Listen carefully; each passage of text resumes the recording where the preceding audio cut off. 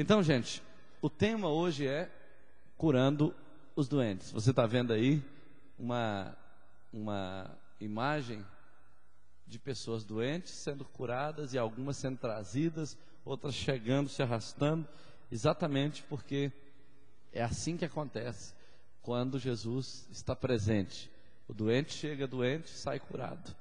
E a gente tem que não apenas crer nisso, mas buscar experiências nessa área, porque esse é o desejo de Deus.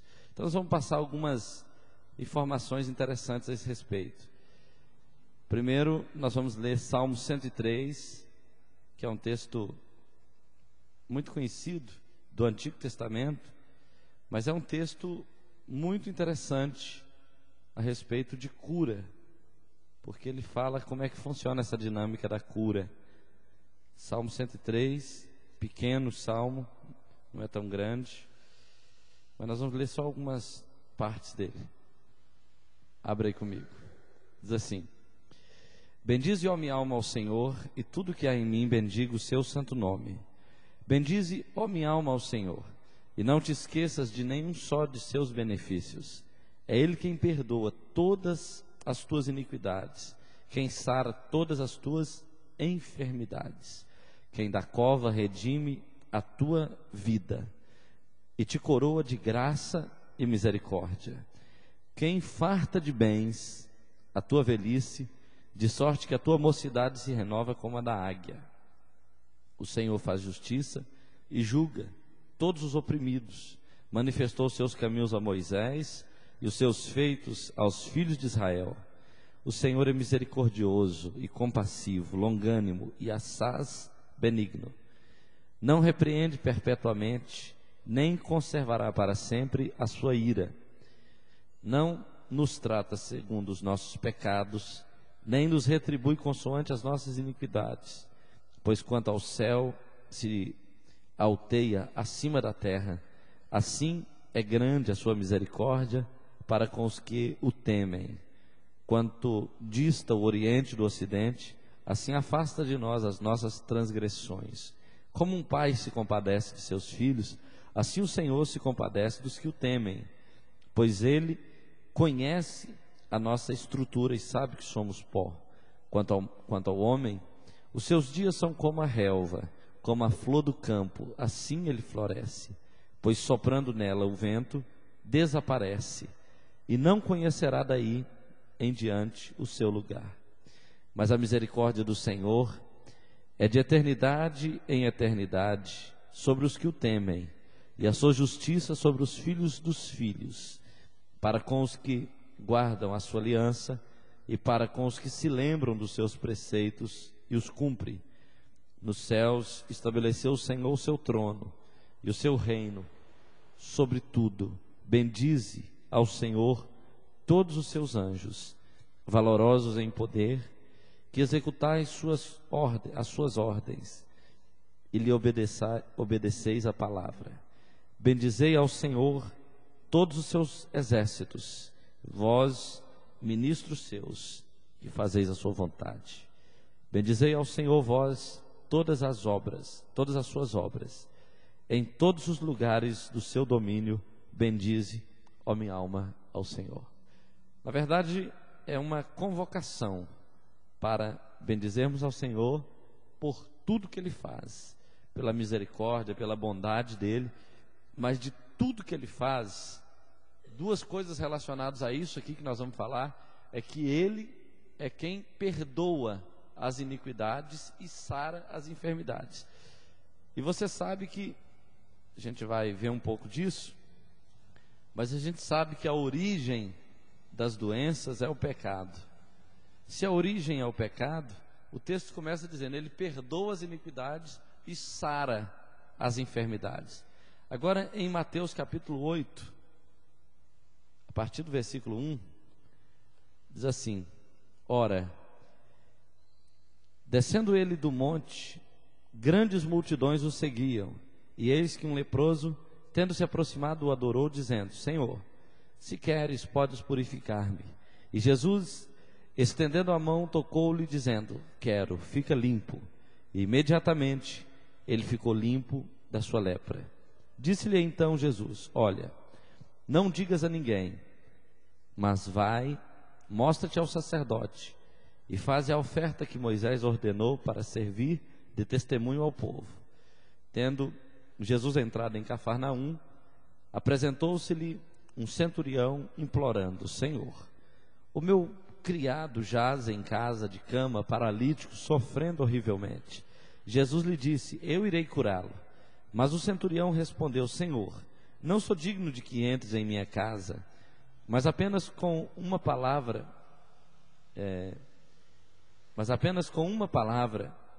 manda apenas uma palavra, e o meu rapaz será curado. Pois também eu sou homem sujeito à autoridade, tenho soldados às minhas ordens, e digo a este vai, ele vai, digo ao outro vem, ele vem. E ao meu servo faze isto, e ele o faz. Ouvindo isto, admirou-se Jesus e disse aos que o seguiam: em verdade vos afirmo que nem mesmo em Israel achei fé como esta. Digo-vos que muitos virão do Oriente e do Ocidente e tomarão lugares à mesa com Abraão, Isaque e Jacó no reino dos céus, ao passo que os filhos do reino serão lançados para fora, nas trevas, e ali haverá choro e ranger de dentes. Então disse Jesus ao centurião: vai-te, e seja conforme a tua fé. E naquela mesma hora, o servo ficou curado. Tendo Jesus chegado à casa de Pedro, viu a sogra deste acamada e ardendo em febre. Mas Jesus tomou-a pela mão e a febre a deixou. E ela se levantou e passou a servi-lo. Chegada a tarde, trouxeram-lhe muitos endemoniados, e ele meramente com a palavra expeliu os espíritos e curou todos os que estavam doentes, para que se cumprisse o que fora dito por intermédio do profeta Isaías: ele mesmo tomou as nossas enfermidades e carregou as nossas doenças. Amém? Esses textos apontam para isso aqui que nós queremos trabalhar. Nós queremos ver doentes sendo curados. E por que nós queremos isso?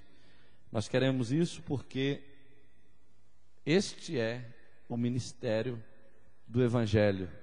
Esse é o ministério do reino de Deus.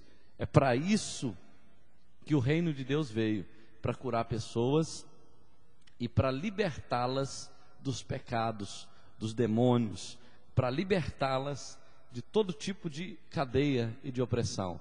Então, em 1 Pedro 2:24, a Bíblia diz isso ali: carregando ele mesmo sobre o seu corpo, ou em seu corpo, sobre o madeiro, os nossos pecados, para que nós, mortos para os pecados, vivamos para a justiça. Por suas chagas fostes sarados. A visão de Deus em relação à cura, a visão bíblica em relação à cura, é que tudo se resolveu na cruz.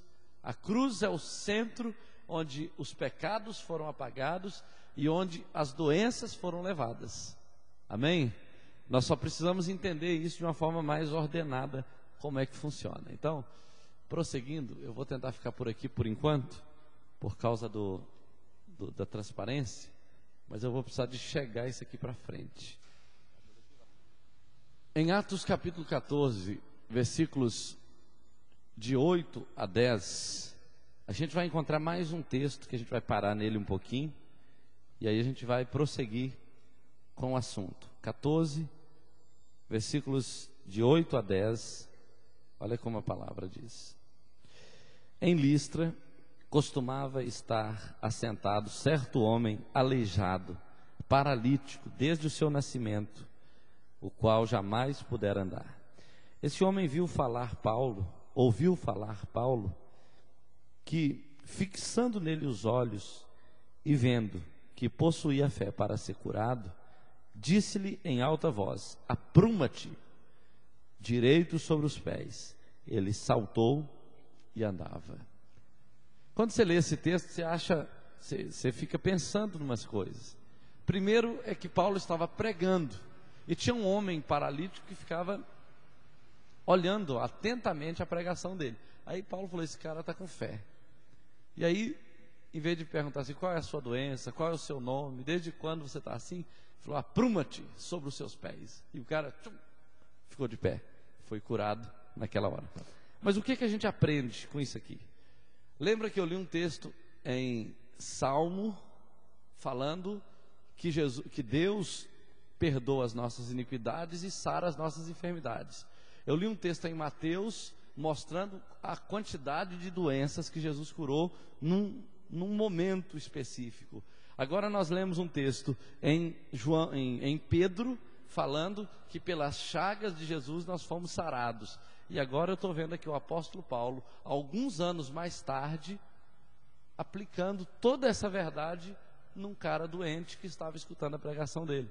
Está entendendo? Então significa o seguinte, toda essa teoria, ela funciona na prática, quando eu estou pregando a palavra. Então a gente precisa, se funcionou com Paulo, se funcionou com Pedro, se funcionou com tantos outros, e se funciona hoje em tantos lugares do mundo, eu preciso conhecer os recursos de Deus em relação à cura, para que eu possa aplicá-lo no momento que eu estiver pregando a palavra, porque esse é o momento que vai surgir a fé para o milagre acontecer, lá na sua casa, viu? Na sua casa, na casa de todo mundo aqui, vai acontecer milagres, se você aplicar a palavra. Bom, a gente vai ver alguns princípios, pelo menos vamos ver 6 pontos importantes a respeito de cura, como funciona a cura e algumas coisas práticas. Primeiro, entender essa frase, sou o Senhor que te cura. Essa palavra é Jeová Rafá, eu sou o Senhor que te cura. A Bíblia fala que, por exemplo, em Mateus 9,35, que Jesus foi pregando, orando, ensinando e curando os doentes. Mateus 9,35 diz isso. Jesus ia ensinando, Jesus ia pregando, ia orando e curando. Você percebe que é uma atividade só. Ele ia pregar em algum lugar, ele ia orar em algum lugar, ele ia ensinar alguma coisa em algum lugar, e ali ele fazia curas.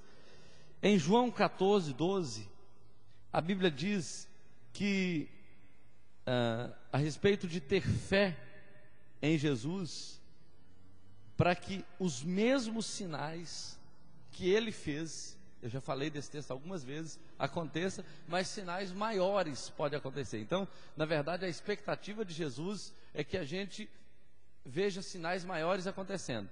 Por quê? Porque ele não foi embora, Jesus está em nós, ele está conosco, e é ele que faz o milagre. Se você trouxer Jesus para uma situação onde o milagre é necessário, o mesmo Jesus que esteve aqui, ele pode fazer sinais maiores por nosso intermédio. Em Romanos 15:19, aprendemos que o apóstolo Paulo orou completamente, ele ministrou o evangelho, e a Bíblia fala que acontecia milagres, sinais aconteciam enquanto ele pregava. Jesus manda seus discípulos pelo mundo em alguns momentos específicos, por exemplo, Mateus 10, você vai ver isso em Marcos 16, ele manda os seus discípulos para o mundo, não só para orar para as pessoas, para todos que estão no mundo. E a expectativa de Jesus é que eles ministrassem sobre os doentes, sobre os endemoniados, sobre quem conhecia, quem não conhecia, quem tinha ouvido falar, quem não tinha, para que o milagre brotasse. Então, isso é uma coisa que a gente precisa assimilar na prática. Quando você vai, imagina que você vai fazer uma visita, imagina que você começa uma célula. Qual é o dia que vai acontecer o milagre ali? O dia que você entender que Deus quer te usar ali, naquele ambiente. Você foi na casa de alguém, encontrou alguém doente, eu posso fazer uma oração por você? Vai lá e impõe a mão sobre a pessoa, repreende a enfermidade. E se Jesus não curar? Se não curar, o problema é dele, mas você está cumprindo a palavra dele, você está pondo a mão, aí você pode estar criando condições para o milagre acontecer. Já imaginou se por acaso você manda levantar, e ele levante, e ele levantar? Já imaginou? Você vai cair, né? Ele levanta e você cai. Concorda? Ele levanta e você cai. Outra coisa, prosseguindo aqui.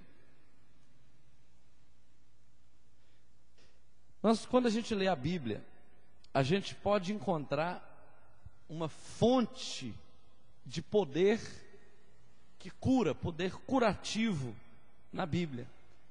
Teve uma pessoa que disse o seguinte: se você inserir um alfinete em qualquer página da Bíblia, a palavra gotejará com o amor e o poder de Deus. Essas duas coisas você sempre vai conseguir ver vazando da Bíblia: amor e poder. Em todo lugar você vai ver o amor de Deus manifesto, mas o poder dele sempre se manifesta quando ele expressa o amor. Deus nunca cura alguém por outra razão, a não ser porque ele ama as pessoas. Então vai fluir amor e poder. Por exemplo, se uma pessoa orar pelo doente, porque ele, Senhor, olha que oportunidade de eu ficar famoso e tal, das pessoas verem que eu sou homem de Deus ou mulher de Deus, eles falam, então, o coitado do doente vai continuar doente. Porque Deus não cura para nossa vaidade. Ele cura porque Ele ama as pessoas. Ele cura porque Ele realmente se importa com as pessoas. Então, a doença, de acordo com Gênesis 3, versículo 15, toda doença surgiu depois do pecado. Deus não criou a doença não é um projeto de Deus, a doença é uma coisa que saiu errado por causa do pecado. Por exemplo, imagina que você vai construir um prédio como esse aqui, você vai construir, então existe uma regra para construir isso aqui, da engenharia civil, arquitetônica, né, geológica, tem um monte de engenharia envolvida aqui. Aí você quebra uma regra dessa, aí acontece uma tragédia.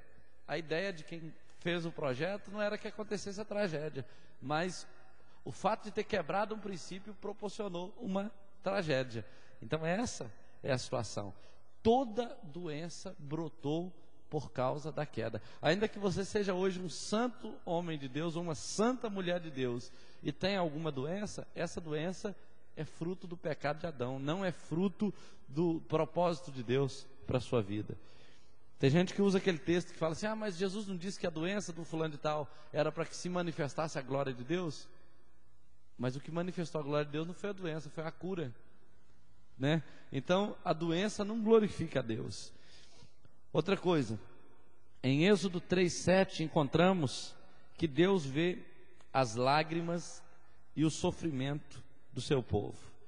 Ele está profundamente preocupado para fazer algo através de um homem que esteja disposto. Quem é esse homem? Moisés.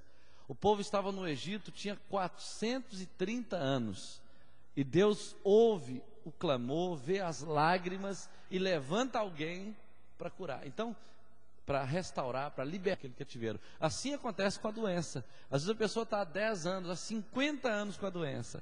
Deus vai vendo o sofrimento da pessoa e usa alguém para ir lá e ministrar a cura e o milagre. Em Êxodo 15, 22 a 26,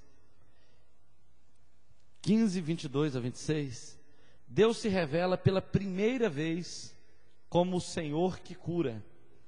Ele mostra a Moisés um pedaço de madeira como um tipo da cruz. Como é isso? A Bíblia fala que eles chegaram no lugar que as águas eram amargas. Quem se lembra desse texto? Já leram esse texto? Sim. Então, e aí as águas eram amargas, é por isso que o nome era Mara. Mara significa amargo. E aí eles não tinham como tomar a água, porque a água não era potável, não era boa para se tomar. E aí Deus manda que ele pegasse um tronco de uma árvore e jogasse na água, e a água se tornaria saudável. Esse tronco, na tipologia bíblica, representa a cruz, representa o sacrifício de Jesus, que quando lançado sobre as águas amargas que produzem morte, transforma aquelas águas que produzem morte numa água viva que produz vida, que sacia a sede do povo. E ali ele se revela como o Jeová Rafá, o Deus que sara. Em Números 21, Números 21, versículos de 4 a 9, pela sua própria culpa, pessoas foram mordidas por serpentes venenosas. Quem se lembra disso? Lembram das serpentes venenosas? Então, a Bíblia fala que Moisés, por orientação de Deus, manda que ele fizesse uma serpente de bronze e colocasse no monte.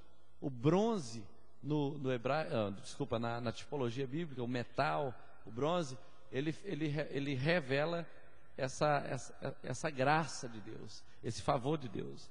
Então, a redenção, né? Então, ele faz a serpente. A Bíblia diz que todos que olhassem para ela, quando eram mordidos pela serpente, ficavam imediatamente curados.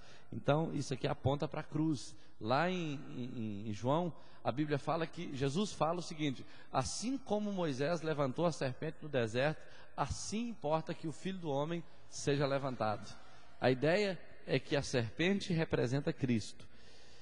Outra coisa, isso aqui é só um pouco para a gente se situar na questão da redenção.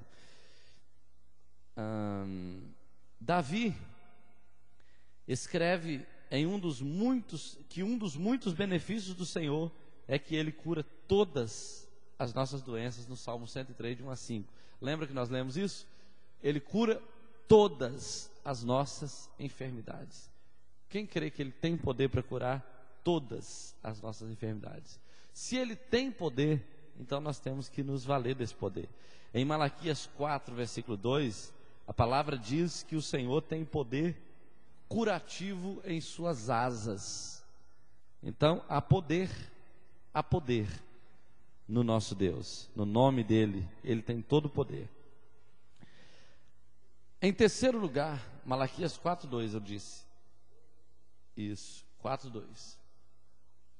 Onde encontro a minha cura? Onde eu vou encontrar cura?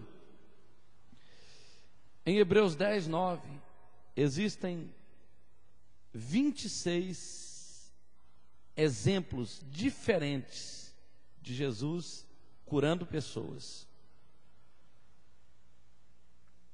Desculpa, Hebreus 10:9, primeira coisa, agora eu vou te falar. Uma pessoa disse que existem 26 exemplos diferentes de Jesus curando pessoas, que nos mostra a vontade do Pai. Nós estudamos semana passada a respeito de sinais e maravilhas, e no estudo da semana passada a gente vê uma lista desses exemplos que eu falei aqui.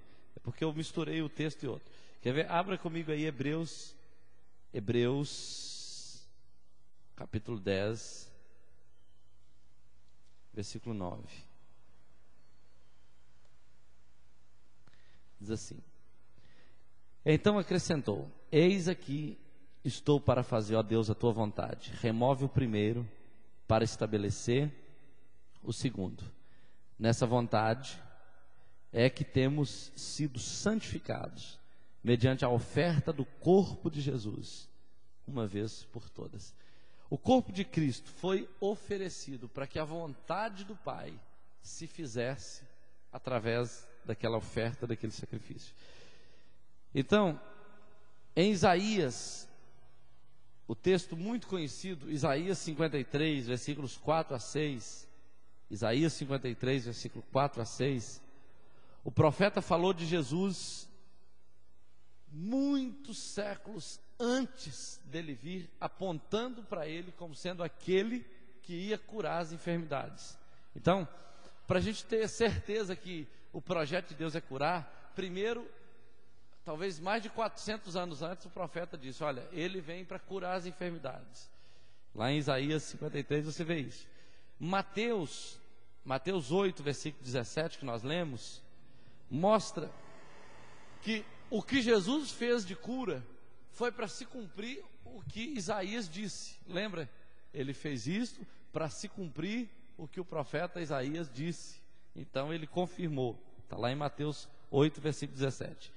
E o texto que nós lemos de 1 Pedro 2:24, o texto de 1 Pedro 2:24 diz que confirmando a mesma palavra, diz: pelas suas pisaduras fomos sarados. Então, você percebe que o texto ele vai se fechando e vai mostrando assim, ó, isso aqui é verdade. Jesus fez isso na prática. O apóstolo Pedro, lá na frente, fala que ele também estava se referindo à mesma coisa. Então, isso aí tudo mostra que a fonte da cura é o próprio Jesus. Ele veio para isso, para fazer a vontade do Pai. Prosseguindo, onde eu encontro a minha cura? A palavra de Deus nos diz que as nossas curas foram realizadas por Jesus na cruz há 2000 anos atrás. Nisso acreditamos. Nós olhamos para o passado para ver a nossa cura e não para o futuro. Nós vemos Jesus, recebemos, agradecemos pela fé e o resto damos ao Senhor para resolver as coisas. Veja bem, quando a gente fala isso, talvez eu já tenha falado tanto isso aqui na igreja, que o negócio se tornou uma coisa comum. Mas entenda o seguinte, todas as curas de hoje são apenas o reflexo de um sacrifício do passado. Jesus morreu, pagou o preço, cancelou o mal, e hoje você se apropria. É como se lá no passado alguém tivesse feito um depósito na sua conta, só que você era menor e não tinha responsabilidade civil para sacar o dinheiro. Então a pessoa que fez o depósito nem está aqui mais, porém você agora completou a idade e chegou a hora de você ir lá sacar o recurso. Foi isso que Jesus fez. Ele colocou um depósito em sua conta, né? E te deu a senha, te deu tudo, te deu toda a documentação, que é a palavra de Deus, para você sacar quando você precisar. Só que esse dinheiro não é dinheiro monetariamente falando. Na verdade, ele se refere à cura, à libertação, ao perdão dos seus pecados, para que você pudesse ter um relacionamento com Deus baseado no sacrifício dele na cruz. Então, é muito simples isso para a gente crer. É muito simples isso para a gente aceitar. Mas é assim que funciona. Quando eu consigo enxergar isso pela fé, eu começo a buscar algo que já é meu, que já foi conquistado na cruz. Outra coisa, o que eu aprendo? Dom ou dons é para todos? Dom para um ou dom para todos? O dom é para um só ou é para todos? Tem pessoas especiais que têm dom para curar e outras não? Ou todos nós podemos ser usados por Deus dentro desse dom? 1 Coríntios 12, versículo 9, é um texto que fala sobre dom de cura em especial. 1 Coríntios 12, versículo 9, a Bíblia diz assim, ó: há outro no mesmo Espírito fé, e há outro no mesmo Espírito dons de curar.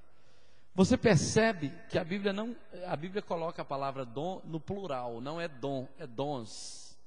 Por que é dons? Porque existem vários dons de cura. Existem vários dons de cura, sabia? Tem pessoas que são usadas por Deus no dom de cura, ou nos dons de cura, para curar relacionamentos, para curar talvez um conflito que a pessoa tenha por dentro, uma depressão, um problema emocional. São usadas por Deus na área emocional. Tem pessoas que são usadas especificamente numa área. Por exemplo, eu já vivi isso algumas vezes quando eu estava ministrando, de Deus curar pessoas, por exemplo, nos ossos. Ele curou o joelho de um, o tornozelo do outro, o cotovelo do outro, o fêmur do outro, o rádio do outro. Só curou o osso naquele dia. Aquilo foi uma manifestação específica numa área onde o dom de Deus se operou, se manifestou. Agora, tem pessoas, por exemplo, que são usadas em dons diferentes. Por exemplo, ela tem uma habilidade especial no que diz respeito por exemplo, a paralítico. Quando ele está, os paralíticos andam. Ele ora, os paralíticos andam. Então, é uma manifestação do dom. Nós vamos ver algumas coisas. Dons de cura são palavras plurais, é uma palavra no plural. Isso não é um dom de cura para que uma pessoa possa usar, embora claramente alguns homens e mulheres têm mais fé e unção para ministrar curas. Eu penso o seguinte, particularmente eu penso o seguinte: como é que a cura vai se operar através de uma pessoa? Tem pessoas que gostam, que têm preferência, por exemplo, pelo ministério de ensino. Aí eles vão ler muito, vão estudar muito, vão focar a cabeça naquilo e não vão se encher de Deus para ministrar cura. Tem outras pessoas que pensam que a igreja é só para curar os enfermos. E aí ela reuniu, ela deu a mão a alguém, ela já está orando, ministrando cura. Tem igreja, por exemplo, que só ora pelos enfermos, não faz mais nada na vida a não ser orar pelos enfermos. Não tem discipulado, não tem outra coisa a não ser oração pelos enfermos, né? Ou libertação, coisa desse tipo. Então o que acontece? Às vezes o fato da pessoa ter uma preferência por um dom, ela busca mais a Deus em relação àquele dom, e ela é mais usada por Deus naquele dom. Agora, se ela não tem preferência por esse dom, mas ela se enche muito de Deus, sem ela querer, ela pode fazer uma oração num dia lá, e Deus curar um monte de gente, e ela ficar surpresa, por causa da presença de Deus que está na vida dela, porque a Bíblia diz que o Espírito Santo distribui o dom a cada um, segundo lhe apraz. Então você está lá, por exemplo, num culto, a presença de Deus está muito forte na sua vida, no ambiente onde você está, e aí Ele está querendo curar, Ele cura até sem você querer, até sem você estar com muita fé para isso, porque o dom vai operar, na verdade, por causa da presença de Deus que está sendo liberada ali naquele momento. Bom, prosseguindo, quem pode ministrar cura?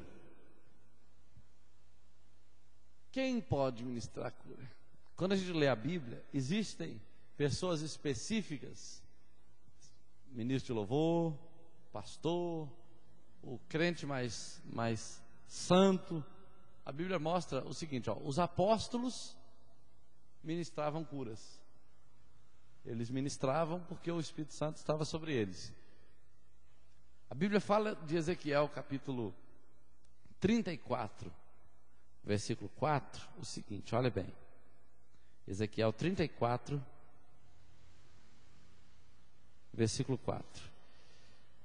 Quando ele fala, bons pastores podem ministrar cura. A fraca não fortaleceste, a doente não curaste, a quebrada não ligaste, a desgarrada não tornaste a trazer, e a perdida não buscaste, mas dominais sobre elas com rigor e dureza. Então, esse aqui é um padrão de mau pastor. O bom pastor é aquele que ora pelo doente, é aquele que liga a ferida do que está ferido, é aquele que busca aquela que está desgarrada. Se ele descobre que ela está desgarrada, ele vai lá e busca ela. É aquele que fortalece a que está fraca, a que está doente. Então, a Bíblia está, no estudo a gente percebe isso.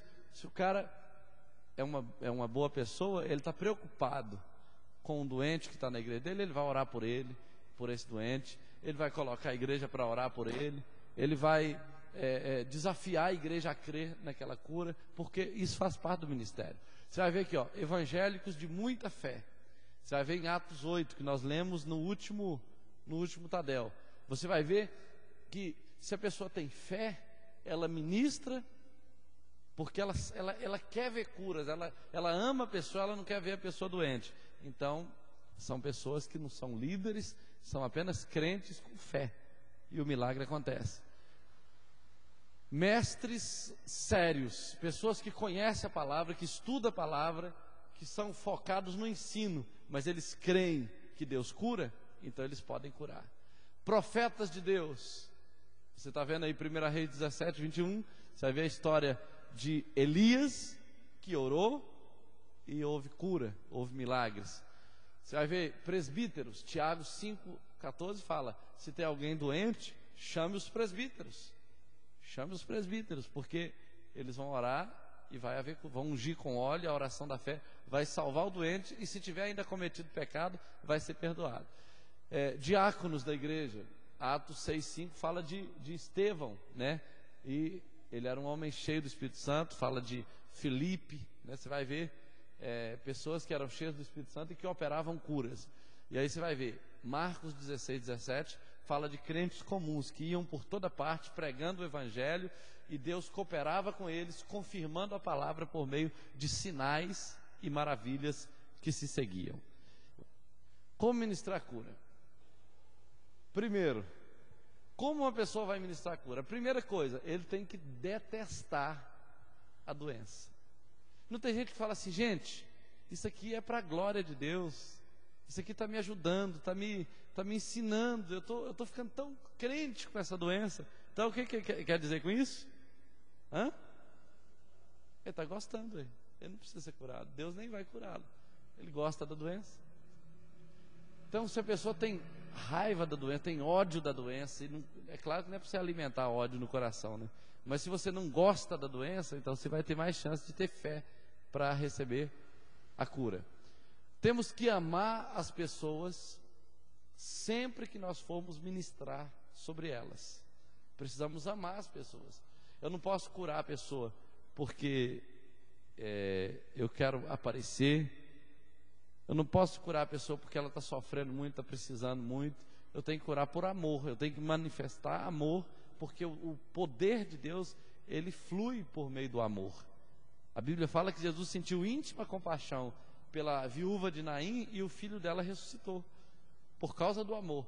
Então, em todo momento que seja possível, eu devo me preocupar em ensinar as pessoas, treinar as pessoas a acreditar em cura. E eu devo também orar por elas. Ou digo, eu devo ensinar as pessoas como acreditar e a orar por si mesmas. O que não é possível é emprestar-lhes a tua fé e tempo em oração. A ideia é o seguinte: eu tenho que ensinar a pessoa a crer na cura. Eu tenho que ensinar a pessoa a orar por ela mesma. É como a gente faz o seguinte, como a gente faz quando a gente está discipulando alguém. Olha, se esse mal te perturbar de novo, você se levanta, repreende, resiste, bate o pé, ora, passa a noite lutando, mas não abra mão da sua bênção, do seu milagre. Eu tenho que ensinar a pessoa a crer nisso, a orar por si mesma, porque às vezes a gente ora pela pessoa, ela crê na cura, mas quando a gente vai embora, a doença começa a querer voltar, e ela, como diz o outro, ela arreia de novo, né? Ela se rende, ela não consegue ficar de pé. Outra coisa, sempre convide ao Espírito Santo para fazer parte dessa ministração. Imagina que você vai orar para alguém. Então você chama o Senhor Espírito Santo, seja bem-vindo nesse lugar, ministra sobre a vida dessa pessoa, inclusive, porque aqui não tá isso aqui no estudo. Mas entenda o seguinte, às vezes você vai orar por alguém, a gente às vezes vai depressa, né? Senhor, em nome de Jesus, eu repreendo essa enfermidade, vai caindo por terra capeta, e não sei o que, e tarará, tarará. É assim que a gente aprende a orar, repreender a enfermidade, o demônio, seja o que for. Só que sabe de uma coisa? Para cada pessoa, o Espírito Santo vai ministrar de um jeito. Às vezes a pessoa está com dor de cabeça, mas o problema dela está lá no intestino. Aí, se eu oro do meu jeito, eu vou repreender a dor de cabeça. Mas se eu coloco a mão, espero em silêncio um pouquinho. Espírito Santo, fala no meu coração. Espírito Santo, onde o Senhor quer ministrar na vida dessa pessoa? Qual é a origem desse problema? E aí eu ponho a mão na cabeça da pessoa, o Espírito Santo começa a me lembrar. Às vezes ele não te fala assim, o problema desta mulher está no intestino, mas vem na sua mente assim, intestino. Por acaso você lembra de intestino, só que você pôs a mão na cabeça. Então o que você vai fazer? Senhor, ministra sobre o intestino dessa mulher, toca o intestino dela com teu poder. Eu repreendo todo mal, toda infecção, tarará, tarará. E aí de repente a cabeça para de doer. Por quê? Porque o Espírito Santo sabe qual é a fonte do problema. Muitas vezes eu já fui orar por pessoas que, quando eu ia ministrar, eu sentia que não era naquela área que a pessoa estava pedindo, era em outra. Agora olha só, peça ao Senhor que te ensine como orar.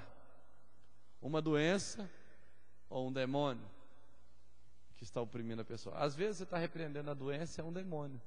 Às vezes você está repreendendo um demônio e não tem demônio, coisa nenhuma, tem uma doença. Então quando você para e ouve, às vezes você está indo em direção à casa da pessoa, antes de você chegar lá, Senhor, eu estou indo ministrar na vida da pessoa, mostra qual é a tua vontade, conduz a minha oração de maneira que o milagre possa acontecer. Está entendendo? Então aí você está se qualificando, o Espírito Santo vai poder te usar de forma mais eficaz. Outra coisa, sempre prenda, ou sempre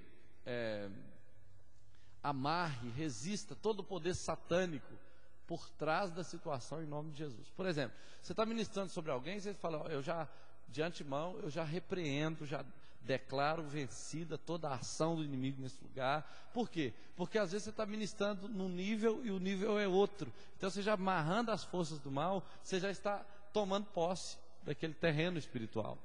Outra coisa, não tenha medo de orar contra a raiz do mal ou a doença, mandando que vá embora em nome de Jesus, porque o Senhor corta o mal sempre pela raiz.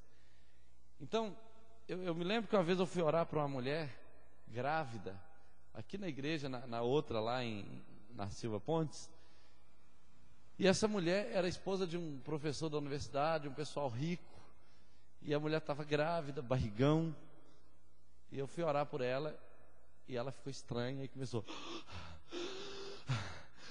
e tal. Aí eu falei, meu Deus do céu, tem demônio nessa mulher. Só que ela era uma mulher meio granfina, né? E eu falei, como é que eu vou falar para esse cara que ela está com demônio? Eu estava começando o ministério na época. E aí ela piorou depois que eu orei por ela. Aí eu falei, ela falou assim, nossa pastor, eu piorei, depois que você orou eu fiquei pior. Aí eu falei assim, olha, essa oração que eu fiz para você, eu chamo de oração que não funciona. Pelo seguinte, porque quando você sabe que uma pessoa está endemoniada, está cheia de demônio, e você ora assim, ô Senhor, tem misericórdia dela, Senhor, ajuda que ela que ela melhore, que ela respire melhor, ajuda ela a se sentir bem. Você não está orando em cima do problema, você está fazendo cosquinha do demônio, você está chamando a presença de Deus para um lugar onde está o demônio, mas você não está dando ordem, voz de comando. E a Bíblia diz lá em Marcos 16, que expulsarão os demônios. A Bíblia diz que nós expulsamos os demônios. A Bíblia não diz que é Deus que expulsa o demônio, é a gente que expulsa o demônio. É a gente que deixa ele ficar, é a gente que convida ele e é a gente que manda ele embora.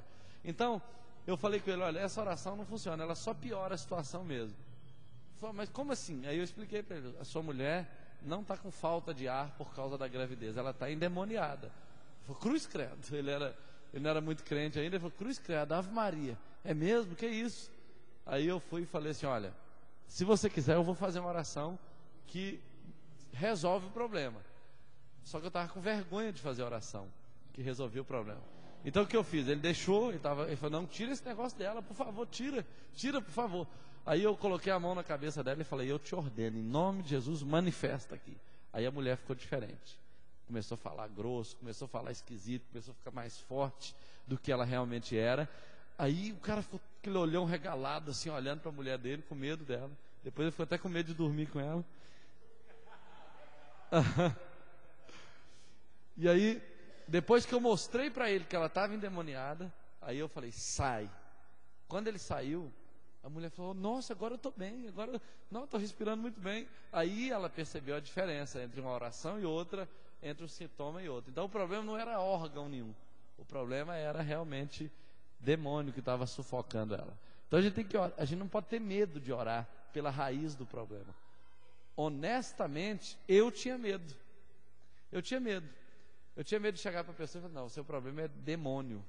Eu inventei uma forma de falar na época que era assim, eu chegava para a pessoa e falava, não, seu problema é espiritual.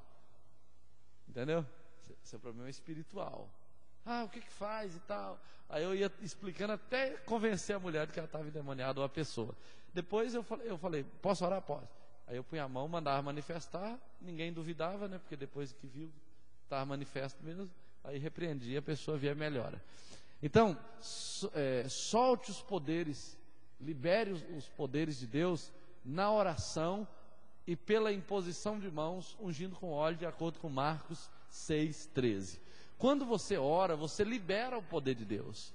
Quando você unge com óleo, você está em obediência à voz de Deus, é um ato profético, e você está liberando o poder de Deus através da imposição de mão para curar. Porque a unção, ela é transferível. Quando você põe a mão, quando você impõe as mãos, dependendo do lugar, você não põe a mão, você manda a própria pessoa colocar, né?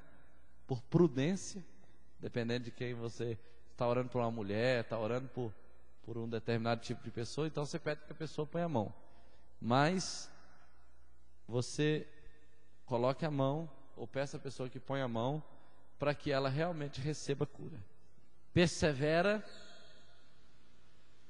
e continua até que obtenhas a vitória.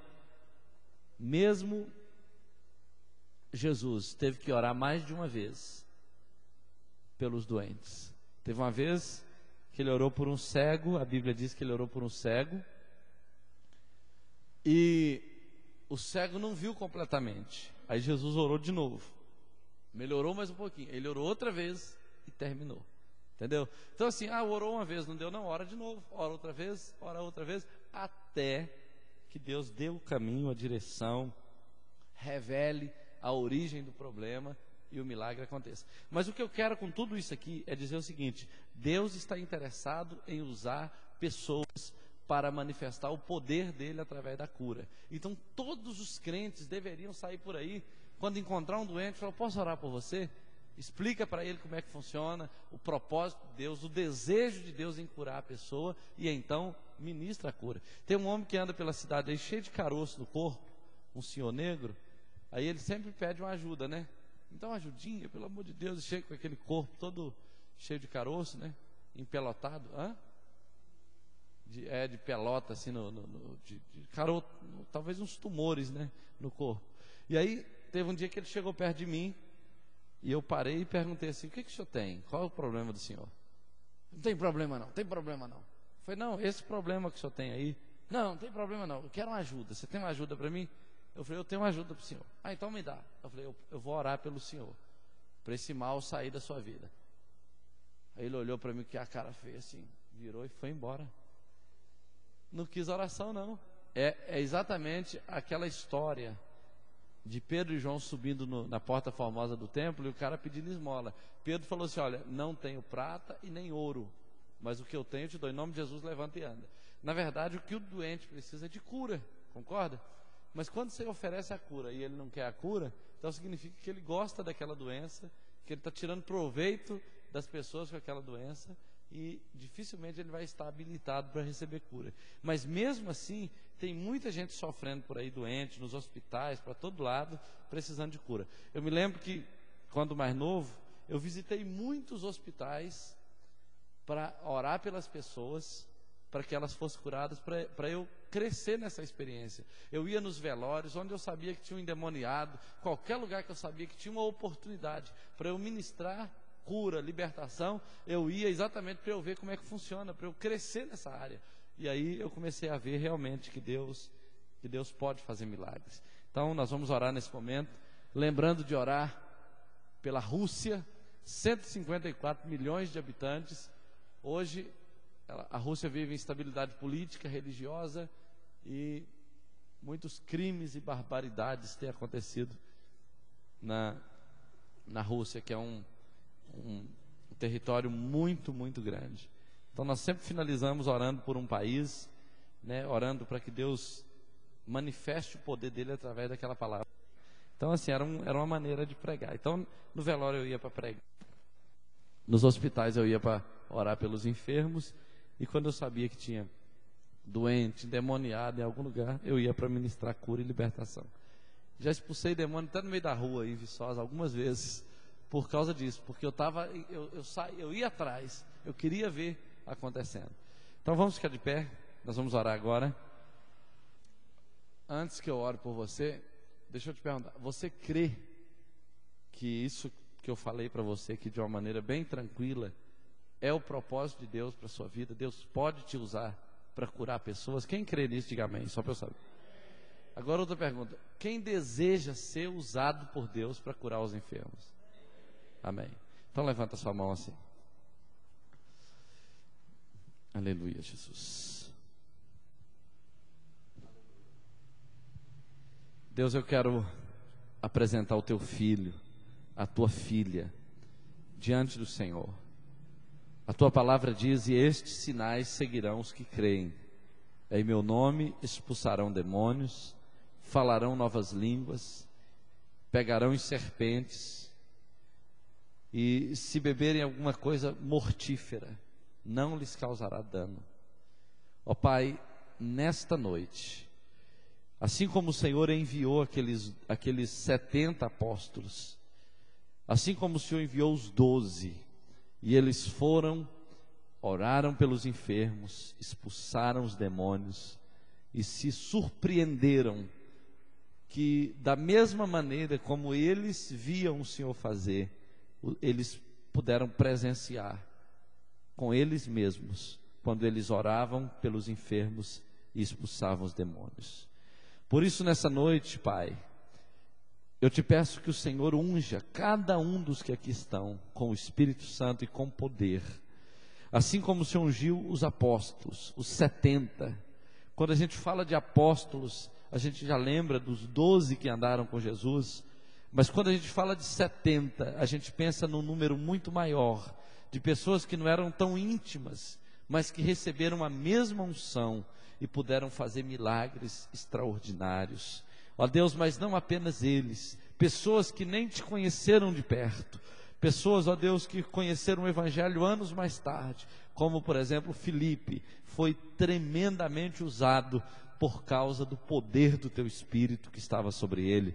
Por isso eu oro nesse momento: unja, Senhor, com o Espírito Santo e com poder a vida desse homem, dessa mulher, no nome de Jesus. E eu oro, Deus querido, para que a primeira pessoa que eles encontrarem, que houver necessidade de cura ou libertação, que ao tocar nessa pessoa, ainda que sem a intenção de haver cura ou libertação, apenas por causa da unção que está na vida deles, quando eles tocarem nessa pessoa que está doente ou que está oprimida, ela será liberta, ela será curada pelo poder do teu nome, para que todos vejam que o Senhor é Deus, que o Senhor é aquele que coopera conosco à medida que pregamos a palavra, e não apenas coopera, mas confirma a palavra à medida que saímos. Por isso, ó Deus querido, usa os teus filhos, opera na vida deles e através da vida deles, no nome de Jesus, para que na próxima terça-feira haja vários testemunhos de curas, de libertação, por meio da vida dos teus filhos. Eu oro, Senhor, pela Rússia, um país, meu Deus, que já mudou o seu regime político, já desde 89, quando os muros de Berlim caíram, quando a cortina de ferro foi derrubada. Mas oro, Senhor querido, porque é um país fechado, é um país resistente à tua palavra, embora no passado já tenha experimentado o poder da tua presença. Hoje é um país fechado, resistente, um país que fechou as portas para o Senhor. Eu oro para que venha o teu reino sobre aquele país. Eu oro para que venha o teu reino sobre aquela estrutura política. Venha o teu reino, ó Deus querido, sobre toda a estrutura social daquele país, de maneira que aquelas famílias, aqueles homens, aquelas mulheres que se sentem solitárias, que se suicidam, meu Deus, que se envolvem, meu Deus, com tanta coisa, Senhor, que afastam de Ti, que se afastam de Ti. Eu oro para que haja realmente, Senhor, salvação naquele lugar. Eu oro para que haja libertação, todo racionalismo, todo ateísmo, toda resistência moral e espiritual ao Evangelho, à palavra, que caia por terra no nome de Jesus, e que o Teu reino venha sobre os russos, que o Teu reino venha sobre aquela região, sobre aquele país, no nome de Jesus. Amém e amém, Jesus.